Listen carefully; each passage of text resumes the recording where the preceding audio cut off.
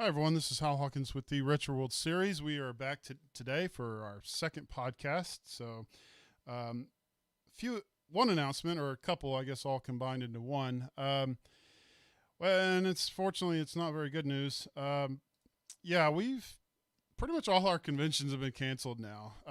Game On canceled, and I'm really, really sad. I was the one I told you last week that was going to I thought was still going to happen. I think the owners thought was still going to happen. So that's one of our all-time favorites. We love going there every year, and so unfortunately, that's not going to be happening yet next year. You may already know that MomoCon got canceled. Comic Palooza got canceled. Southern Fried Gaming Expo just announced that they got canceled as well. Fan Expo Dallas got canceled as well. So yeah, I don't know. I don't know where we're going to be coming back to, or what we're going to be having this year. The only one I think, as far as I know, the only one that we should be coming back to, and we've been going to every year, is Houston Arcade Expo. I believe that's in October this year. So hopefully everything's calmed down by then, and we can actually have one event this year. One thing we are looking forward to trying, and just getting all kind of the kinks out of it to make sure that we run it smoothly, is in the near future we are going to start doing online retro tournaments over the summer. So doing a little research on that and make sure that we're able to stream it and have the right kind of emulator and ROMs and all kinds of stuff, rules, etc., to make sure that it's working. Yeah, we've been doing Southern Fraud for a while, so Jennifer, I definitely am going to miss going to that one too. I really enjoyed it. Hopefully, we'll be back next year. But I'm responding to one of our commenters. So Houston Arcade Expo, try and look forward to it. I think they'll do really well, because I think people will be just crazy to get out, going crazy and wanting to get out of the house and actually play some games and play some tournaments. And so, go check out Houston Arcade Expo and put it on your calendar. So tonight's guest, I've had the pleasure of he's been at all my tournaments at Game On Expo, and finally came to Vegas this year. He is, without a doubt, our best Smash 64 player. Pretty good Halo player, too. He is our back-to-back player of the year. He's never lost a match in Smash 64, and that's why he was able to, win the award every year. So I want to welcome TGZ Freean, also known as Ian Sanford. Thanks for having us, Ian. How's it going? Pretty good. How are you doing? Oh, I'm doing all right. Trying to stay busy in all this. I guess you are too, but we're Yeah, not able to play tournaments, so we got to do something productive. right. So, I've already talked about, just a brief summary of, you know, your accomplishments with us. I know you've played a lot more tournaments than just us. hmm Go back and tell us just a little bit about how you got into the competitive realm of Smash 64. Sure. And I actually do love telling the story because I used to think Smash 64 was one of the, I want to say one of the worst Smash games, and it ironically ended up being one of my favorites. But uh, back when this was back when Super Smash Brothers Brawl was big, and um, I was playing in tournaments there, and this was in the latter half, so everybody was playing Meta Knights and everything. So it was getting kind of a little dull as far as the matchups and everything. So one time I was playing with one of my friends at his place. We were playing Brawl, and he's like, "Hey, you want to play 64? I'm really good at it. You're not gonna beat me." I was like, "All right, sure. What the heck? Why not?" And of course he did. He was really good. And I was like, "All right, I can't let this guy wreck me this bad." So I actually, and being a kind of a video game collector on the side, I still had my all my 64 stuff from when I was younger. So I started playing it with a couple of my buddies and started getting better. And then I was actually able to hold my own against that one of my older friends, I just got better than there after that, and then slowly but surely trying to build up the scene here because there really wasn't In any Phoenix, that is. yeah, in Phoenix, Yeah. yeah, sorry.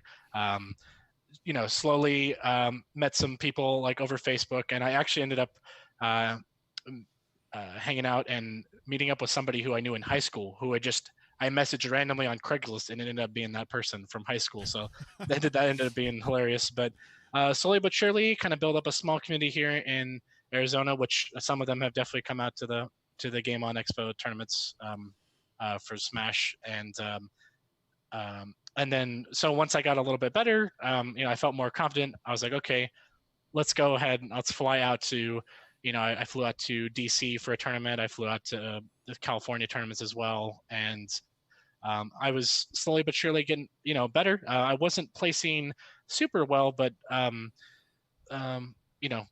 slowly but surely got kept improving, and I've been going to the tournaments pretty regularly. Like out of states. The last one I think was, I think in the middle of 2019, outside of the Vegas tournament that we went I was to. about to But say, wait, man, you can't forget about yeah, okay, that that's one. but so yeah, just my last. I actually finally made the rankings in 2018. I'm currently, at least in 2018, I was ranked 38th out of the top 64 that they rank every year. Well, I'm really curious to see who those guys are because I've looked at the rankings and I don't recognize any of their names, and we've had a lot of really good players, so I don't know if it's a different click or whatever, but we got to figure out how to get those guys to come play as well. Yeah. So how far back was that you started organizing and getting getting into the community Yeah. competitive side of things? Yeah, I'd say it was about. Let's see, I was playing. Let's see, Brawl, probably. Man, I think. Well, I started. I think it was probably like at least 5-6 years ago now when I finally started making trying to start making a community. So I'd say, yeah, I'd say around 2013, 2014 maybe. Yeah. Like so that's when I started getting into it. Did you when you were organizing them, the Smash 64 tournaments, or the Smash tournaments in general, were you hosting them at your house, or did you find a place to put them on, or did you have someone else put on the tournaments and organize them, or? Actually, and you might have, you maybe have met them at Game On, but my good friends at the Gaming Zone, I'm actually wearing one of their shirts right now. It's a local, like buy, sell, trade video game store, and they're actually some of my really good friends, and they actually have like a game lounge where they have a tube TV, and I'll bring a couple of my smaller ones in. And at first, yeah, because there was only a few of us, we would meet up at each other's houses and just play there. But up until kind of this closure thing, we were playing at the Gaming Zone pretty consistently. And then unfortunately, I got slammed with a second shift position at my work, so we kind of had to move it to the weekends where they host a lot of their bigger fighting tournaments. So we were hosting it at one of our people's houses on the weekends, at least as of recently. So in the Phoenix community, is there anybody that competes evenly with you on a regular basis, or are you pretty much at the top in Phoenix? Well, as far as whenever we do kind of we'll do like a little round robin tournaments or just smaller tournaments. I'd say I have consistently placed at the top, but I mean, there's not a day. I mean, there aren't any days where I don't lose games to them, and it's not that I'm never not trying my hardest, but yeah, they always. I would say they do compete pretty evenly on the same level as I do. So where are they? Because I'm gonna show. I told you I made a graphic that's gonna show off your record. All right. So you've won 4 of our tournaments. They've all been especially in Phoenix, they've been over 30 for most of them in entries. So I'm gonna go ahead and show this. So you're 23-0, 51-5 in sets. Okay, you hardly even lose a set, and for the most part, well, obviously you've never been in a loser's bracket. I don't know if you know what that feels like or not, but you go undefeated up until basically the winners finals, and then you give up a couple sets. But um, where are the other guys that compete evenly with you? Because I want to know why aren't they showing up? Because if they are showing up, they aren't showing it on the, on the board. Well, I mean, they were at a good portion of them were at. I want to say not this recent game on. I think like two or three of them were there this last game on tournament, but the previous year, a good portion of them, I won't say like four or five of them, but at the same time, that was a couple of years ago. They've definitely gotten better since then, for sure. Right. So, Well, I mean, this last one this last one you were pretty. You only gave up, I think, 2 sets. So. mhm. Well, like I said, I want to. I'm trying to get you to. I'm giving you an opportunity to brag, man. Come on. I do want to say that I probably play my best when I'm under pressure, like tournament matches. I want to say Right. that um, So when it's casual for fun, nothing on the line. Yeah, I mean, I want to say I'd probably go for more fancier stuff when I'm playing, casual. It isn't like a big tournament stuff like that. I'll try to go for fancier combos and stuff like that. Right. And but when tournament mode, it's like trying to focus really hard. I know specifically there was one time I think it was one of the first Genesises, like it's a NorCal tournament, Genesis. Where they host like Street Fighter and Smash, all the different Smash Brothers and everything. I remember there's a specific match where somebody, I think from the East Coast was there, and they had kind of like a little a posse around them, and they were cheering very loud, like yelling, screaming, and like that just completely broke my concentration. I started playing worse. But like if I got my full concentration, especially if I can use like headphones, to kind of block out all the outside noise and stuff, that's like when I played my best. And that match right there, they were showing Vibrant. Yeah, that was 2017. That was your first one with us. Yeah, and he's one of our better players for sure. And I think did he reset the bracket then on that set? I think. No, because you didn't. Oh, lose okay. A single yeah, you're 100%, man. Oh, okay. See, you're trying to be humble. No, can't. So you say you get in it's a different mode when you're tournament mode. Mm-hmm. Because now comes my next question, because I've gotten a chance to watch you play, and I think you play around with guys sometimes, because this isn't an insult or anything. This is actually just shows how good you are. Didn't you play as Luigi like an entire tournament? Mm-hmm. Okay. And so you mirror match a lot of people.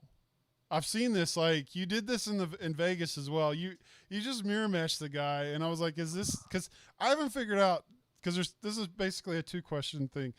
Yeah. Why do you mirror match so many times? And then who's your main? Because I don't know who that is.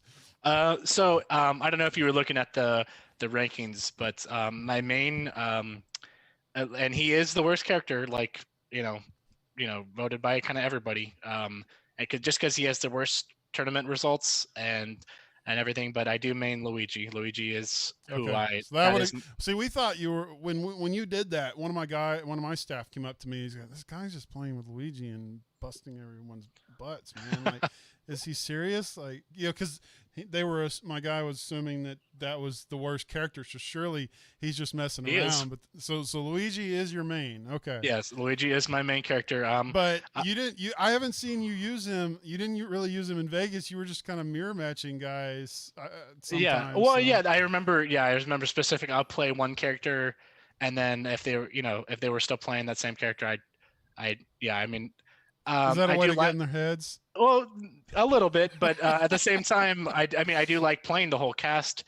Maybe Kirby aside, I don't really care for Kirby that much because I just don't like the way he plays and everything. But I did start off as a Falcon main. Falcon. I mean, if you saw some of those matches, I did play Falcon. I do love playing Yoshi, even though Vibrants are kind of our Yoshi player here in the Valley. But Falcon, I still love playing Falcon. I still love playing all the other characters.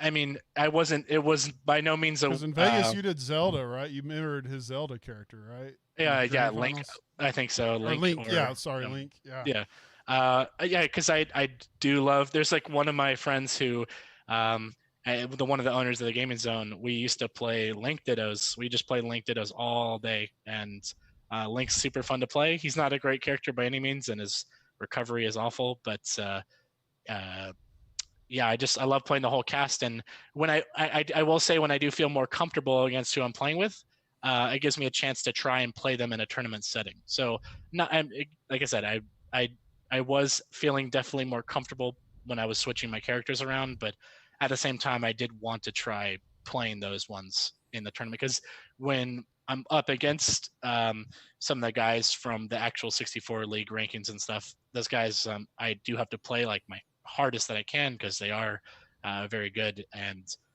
so Luigi is consistently my better character.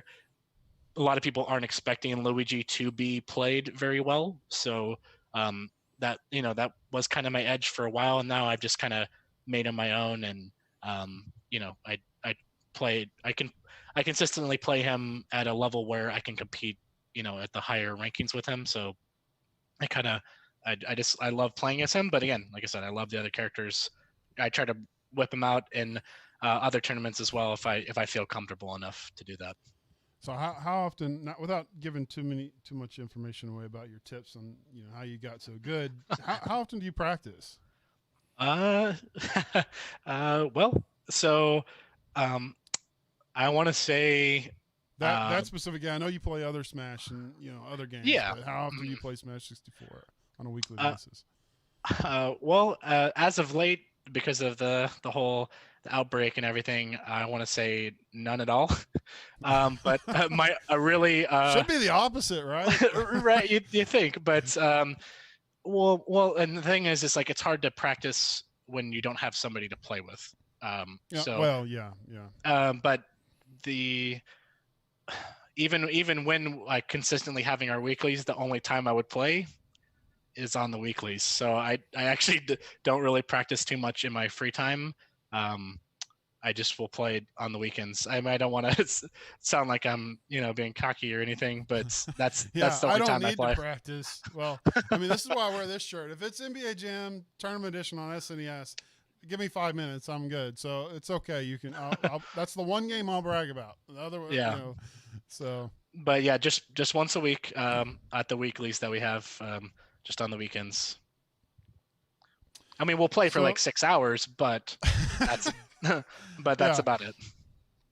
All right. So one of the reasons, the main reason, besides your Smash 64 performances at both Game On this year, or in 2019 and in Vegas for this season, which those two results clinched your Player of the Year title for the second year in a row.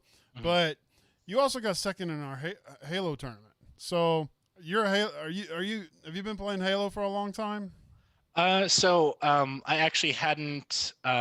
So it's funny, but Oh, you're bragging again. You haven't played in forever, right? And you're just that good. Well, so back when I was 10, Halo 1 came out, and every summer I'd go up to my my uncle's house and stay like basically almost the whole summer vacation in between school years, and um, that's when Halo 1 came out. And my cousins and a few of their friends, they started this whole big community called Nebraska Halo.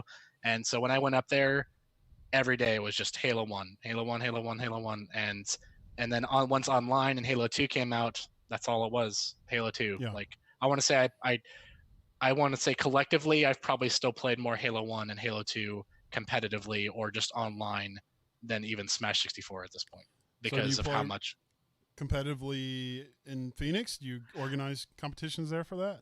Well, no, unfortunately, do I need to bring Halo to Phoenix for Game On next year? Yeah, you should. Yeah, I would definitely play in it. But so I actually got all my Xboxes fixed, so we're not having that issue again. Oh so. yeah, I remember that. But so I actually hadn't played Halo 1 in years up until literally a month before. So I went up to visit my cousin and I brought my girlfriend to kind of meet my family, and a week before then we were meeting her family in Ohio. But so I went up, we got the Halo 1, all the land set up, and we were playing Halo 1 like for like two or three nights straight, and that was fortunately, I want to say, a month before the Vegas tournament. So that was like my warm up period, and that's kind of what I went in on. I didn't get any practice other than that, other for the game on. So I'm honestly surprised I placed as well as I did, because especially that last match. Well, I know we I had to was, throw a curveball because of the time, and so the one-on-one thing changed things up a little bit, right? yeah, So, but it was close. I mean, it wasn't yeah. like a blowout. You know, you were very close to having two more, another trophy on your mantle. You know. Yeah, you're right. I wanted that other one though. I did want it. I was like, oh man, if I can just, I was again because I was as far as I was like, oh man, if I can get this one, last one. But unfortunately, he got the overshield and the camo pretty quick. So I was, as soon as you get that on Wizard, then it's like, especially if it's a 1-on-1, it's kind of hard to come back from that. But it was still a good match. It was a lot of fun. So earlier you talked about how you had traveled when you started getting competitive and you traveled to DC. And so, are you still traveling around the country and playing in tournaments? As of recently, I'm trying to think of. There was I a know couple one of tournaments. our one of my buddies on Facebook asked, Zach asked, have you gone? I'm trying. Maybe you might understand the question. Have you gone to Smash specific tournament? Oh yeah. The Smash 64 community hosts tournaments in like on the East and West Coast. I want to say most of them are held in California and then DC, kind of up in that area. So do you keep going back to DC? So I haven't recently. 2019, I want to say I'm just trying to save a little money for trying so you can fly to Houston for our Smash tournament there. Yes, exactly. He's challenging you, Arachnos. So Jesse Ibarra, yeah, he is our I guess he is our Houston champion for Smash. He think he wins it every year with that. So he's not ranked either, or he's not ranked on that board. But I think he could. I don't know if he can beat you, but because I've got to be unbiased here, but yeah, I think it'd be a really good match to see you two play. Yeah, I'm actually really curious because we were kind of talking before the stream, but yeah, he's a lot friends with a lot of people from the 64 community, so I kind of want to. Zach clarified Genesis Smash Con. Yeah, you mentioned Genesis. Yeah, Genesis Smash Con. Yes, exactly. He does play in those tournaments. Mm-hmm. But I didn't go to too many tournaments in 2019 because I'm saving up for the trip over there to Houston. But the plan is I think that's public record now. This is going on YouTube and all that. So now you can go back and go, oh, where is he? He said he was going to be here. But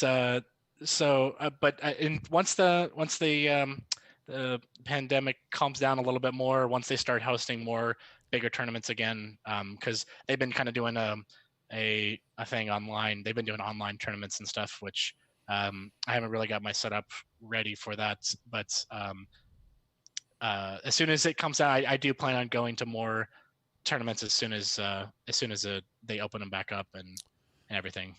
So do you think, as old as the game is, it's mm-hmm. 20 years old now, or about to be, do you think the community's stabilized, or there's actually room for growth? There's other communities where they're, like, you take Tetris, for example. Tetris is growing and it's, it's ancient. So, is there a possibility for growth for the Smash 64 community?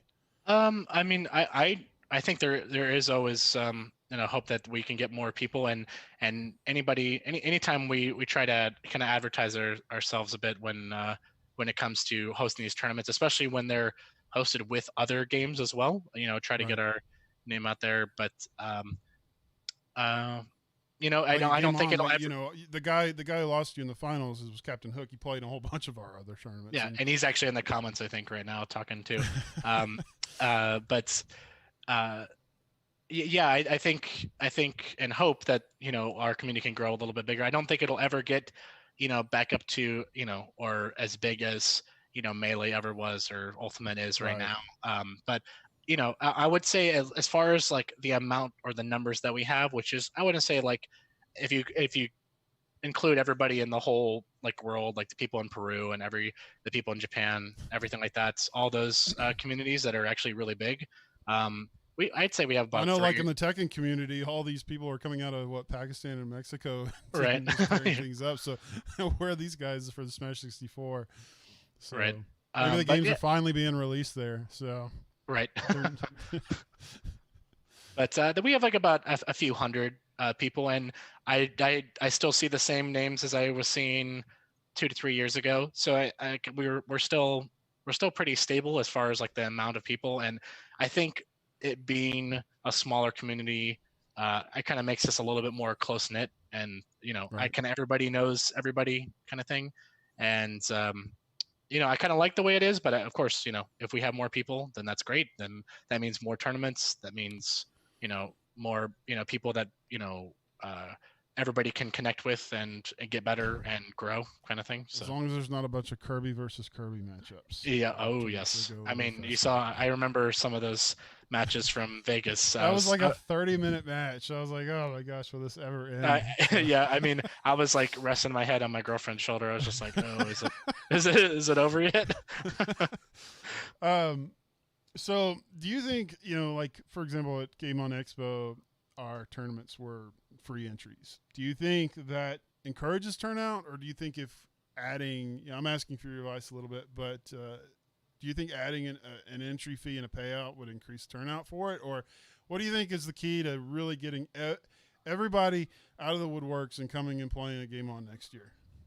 I mean, the tournament entry, I mean, everybody likes to win a little cash on the side. Yeah.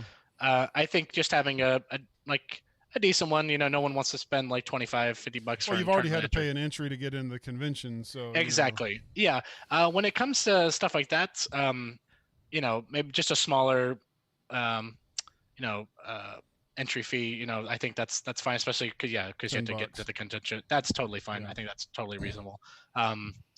But just the advertising, and then maybe as far as Game On goes, I'll probably bug some of these guys sooner than later, but so they can plan to go. I think it's just I think actually this year it's funny. I think for Game On, one of them had both of the two guys who actually host our weeklies at their place. I think they were actually going to one of their best friends' weddings, so that's why they weren't. Yeah, so it was kind of just didn't work out. But yeah, just I think advertising as soon as you make them available, and working with community leaders like me, just to make sure, just to make sure that everybody's aware. And I even it's funny because to get and this is kind of what helped my community grow. Actually, I would post things. And I still have a couple. Sometimes I get emails from like Craigslist or OfferUp. I actually have a couple posts that are still just sitting there that people can find, where I'm like, hey, do you think you're good at 64? Like, if you can beat me, you win $50. And okay, has anybody won $50 yet? Actually, has anybody challenged you yet? Yes. So a few of the people. I'm gonna say meet in a Walmart parking lot to do it. Actually, I usually have a meetup at that gaming zone place since it's a public area. But so it's kind of grown over the years. So people have just won. Disclaimer: that is not a gambling establishment. It's just yes, exactly. Those two guys. Yes. It kind of rose. First, it was like $10 if you beat me, and then it was 20, and then now it's like at 50. Like I still like. If I look at my phone and go to OfferUp right now, the post is still sitting there. It says, "Hey, don't do that too much, because then you won't be able to pay for your flight to, Houston if someone comes out." I'm not worried. So. Oh, okay, yeah, not worried. No, but as an incentive to be like, hey, like, you like playing the game, like, after we play a few matches, like, hey, we play every week Saturday, like from this time, like, and we did manage to get a couple people over the years to play with us for a bit, and then some people come, some people go here in the valley, but we still have our good like 6 to 10 people that play. They still come out almost every week, but yeah, and I can't wait to. It's been actually a while since we played, so I do want to play with these guys, especially Mr. Hook here. We're looking at right now. I know in the winners finals he gave you a good match. And of Yeah. course, unfortunately, we ran out of time. You know, like it just happened because Kirby players. Uh, Exactly. Right. yeah, you were only able to play one match, but it seemed like he was pretty competitive with you there. Yeah, and he's actually the one who's been consistently playing in these online tournaments, like using the emulators and everything. So he's been playing with a lot of the best people, like consistently. So I'm actually curious to see how well he's gotten. So Captain Hook, if you're watching, he is on offer up right now, offering $50 if you go beat him. So go message him on there. If he doesn't respond, you can leave a bad review. But yeah, I'm really curious how how much better everybody's gotten with some time away to practice on their own. And again, like I said, Mr. Hook here has been playing online, so I am kind of been pining for some 64, but with the pandemic and everything, we kind of been on hiatus for a bit as far as our weeklies go. What do you think of the companies that are coming out, the Retro Fighters like controllers and the new Hori controller that's coming out? What do you think? Do you think those are just as good as the old ones, or? I'm just curious because I haven't seen them. I haven't seen many competitive players bringing those out. You'll see the old Hori or the original 64 controller, but when it comes to something like Smash, you'd think that the people would be really excited that the new Hori controller or the new Retro Fighters controller to be coming out. Yeah. So I did. A few of us actually here in the Valley did manage to snag some of those third-party controllers. Captain Hook is watching, and he just commented he's coming for your $50. So. Yeah. Well, yeah. We still gotta. So we did actually plan on playing like the full set. Because we were supposed to do a grand final set. So like if he beat me 3 times, then we would reset the bracket, and then we play another set. We still actually have not played that set. So now that he's probably a lot better than he was back when that tournament. You made him hungry, man. You made him hungry. Yeah, we'll see how that plays out.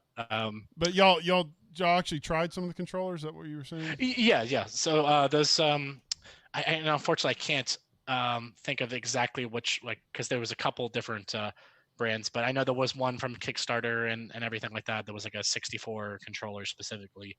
And a couple of those are, I thought they were pretty good.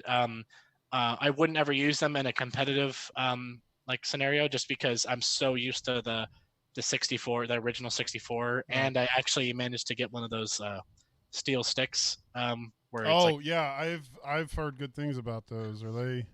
Yeah, I think I might even. I think I showed it to you at one of the tournaments, but it feels like. Because directional influence, the DI is so important in this game. So when you're getting comboed, you can move yourself. Being able to shift your controller and kind of like if it was a regular stick, you'd be breaking your stick. But you can adjust and. I know I've replaced enough sticks on all my controllers at these tournaments. That's why I've switched to those GameCube style controllers, because those buttons last a little bit longer than. That's why I wanted to switch to steel stick, but I'm not. It's like what, $40-$50 a stick, so I'd go broke replacing all mine with those. Well, you're gonna probably have to wait for, I don't know, months. Oh, is it still that much on back order? I think so. The last time I checked, which was, it was a few months ago, but yeah, everybody was still waiting. Some people have never even touched one before, and they want theirs and they still can't get them. But I was luckily, I signed up pretty quick. I got mine in a year, and I was like, wow, in the first 100. And you were like, what's this in the mail? You completely forgot. Yeah, right. I was like, oh yeah, that's the stick that I ordered, and I've been using that ever since. That's the same controller that I use every time. The same stick. It hasn't had any issues since then. That's quality right there, man. Right, and but to the third-party controllers, some of them are pretty good. Like that one that was kickstarted. That one was pretty good, and he let me try it a few times, and I liked the way it felt. It felt good, but it just I could not play the same way. I'd have to kind of I don't want to say relearn how to play with a controller, because that's obviously not the case, but it just didn't feel the same. And I even tried switching to the original Hori as well, and I actually have 3 of them. They're still good controllers by all means. I've got big hands, so the Hori isn't great. I like it for certain things. Then it just depends on the game, So. Right. It's But definitely better for FPS games but I don't like it for Mario oh Kart. yeah, So. oh yeah, right. But there was one tournament when it was right when I got the Horis and I was trying to get like good with them because people were saying, yeah, the Hori's definitely better for Smash, and I was like, okay, I'm gonna try to get better at it, and I didn't feel super comfortable with it, so I started using my regular 64 controller that I had, and this was before I had my Steel Stick, and I played a lot better with it, so I was like, all right, I'm just gonna stick with this controller. I'm already playing well with it. I don't need to, there wasn't really a need for me to switch the controller, so that's why I've stuck with that. But yeah, I will say there a lot of the third-party ones that are coming out are definitely really good. Like I would play with them if I didn't have my own controller, but I'm always going to go back to mine for sure. Is that the original controller from when you were growing up? Oh no, by no means. Okay, all right. Those sticks were broken. Mario Party 1 destroyed those years ago. So, I have debated. I know we're going on a tangent. I have debated doing Mario Party tournaments, but I don't know if I want to go down that rabbit hole. There's so many variables. Which game? Right. I think I could break up some fights, but right. Do I want to? Right.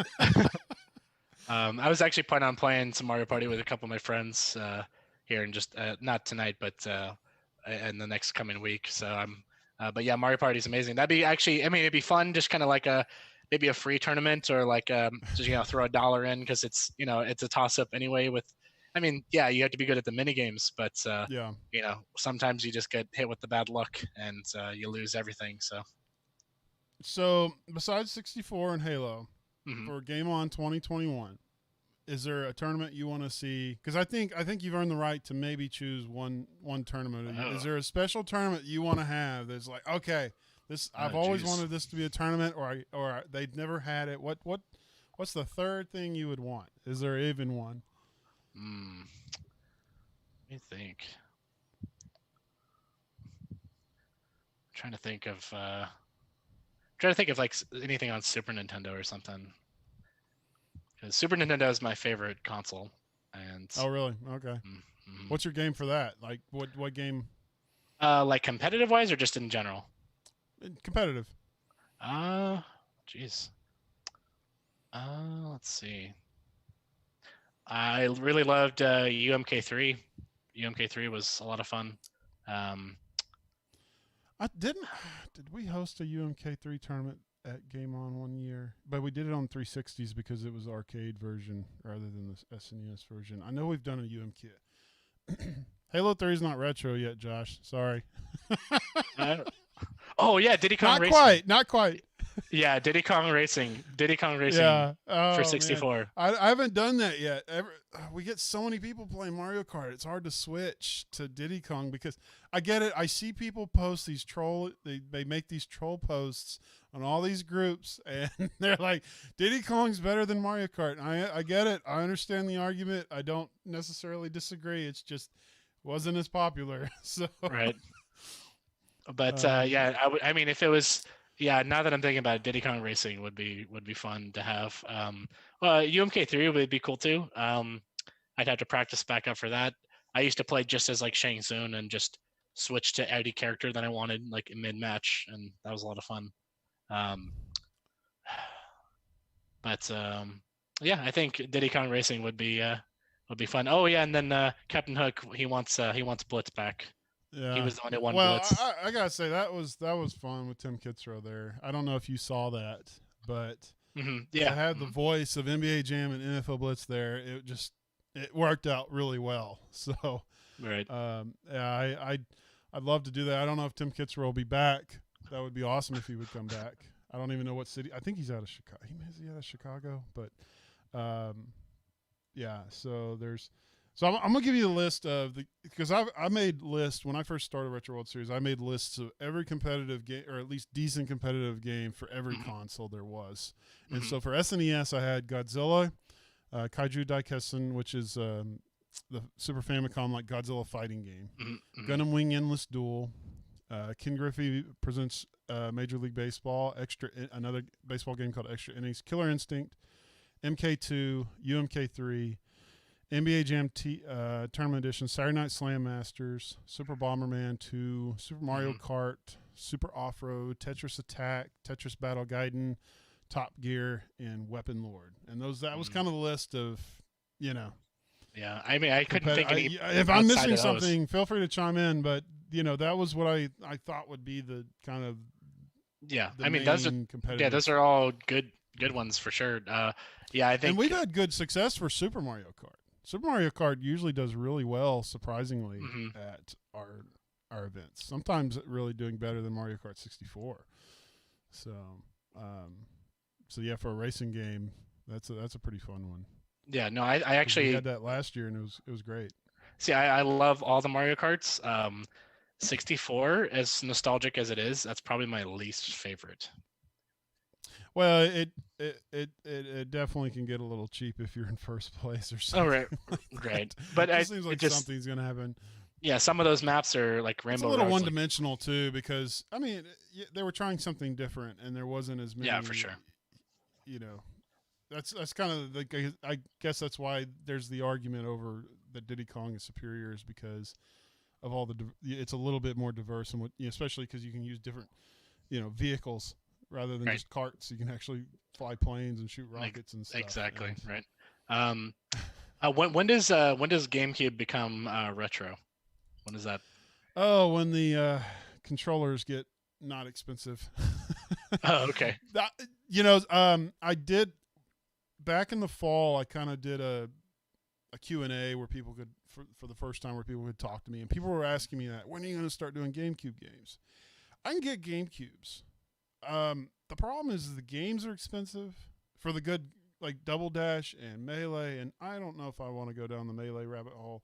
Right. But the different competitive games for GameCube can get really expensive, just the discs, and then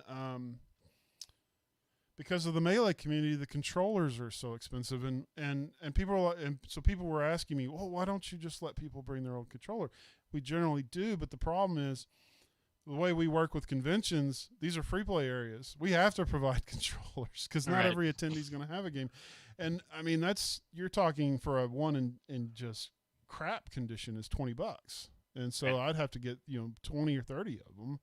And that's pretty hefty investment for me to start doing that. So for sure. I don't know.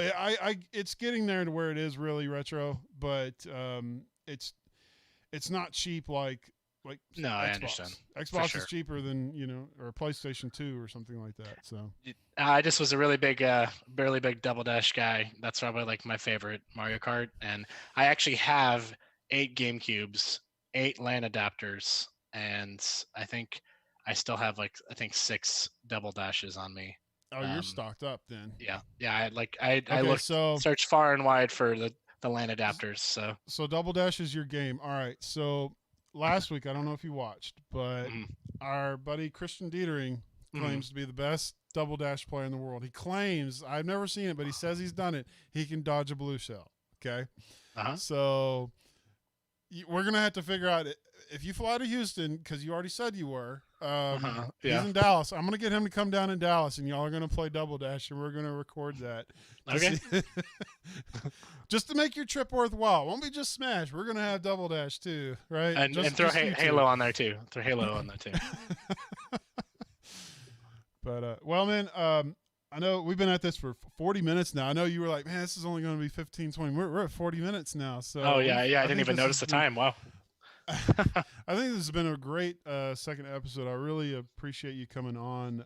Yeah, of course. We definitely have enjoyed you coming in to our tournaments and being supportive of us, and we look forward to seeing you in Houston and Phoenix and Vegas and wherever we're going to be next. And I appreciate you coming on. I hope it was informative to those who are listening. Man, play more 64. I think play more 64, guys. Play more 64. Smash. Well, man, I appreciate it, and we'll have to do this again sometime. And we'll look forward to seeing you at our next event. Sure. Yeah, I appreciate it, Hal. Thanks for having me out. All right, man. Have a good one. Yeah, take care. Bye-bye.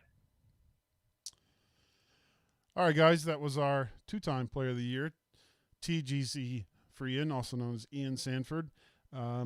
Really glad he came on. I think this was a great second episode. And I appreciate all of those who tuned in. Next week, we are going to have a really awesome guest.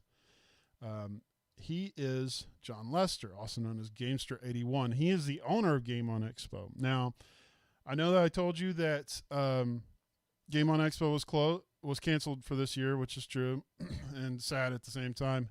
But we were planning on bringing him on anyways before we even knew it was going to be canceled. We're still going to bring him on because he's got a lot of stuff to talk about. He's been doing this for a long time. He's, co-owner of Game On Expo. If you haven't seen his YouTube channel, Gamester81, go check it out.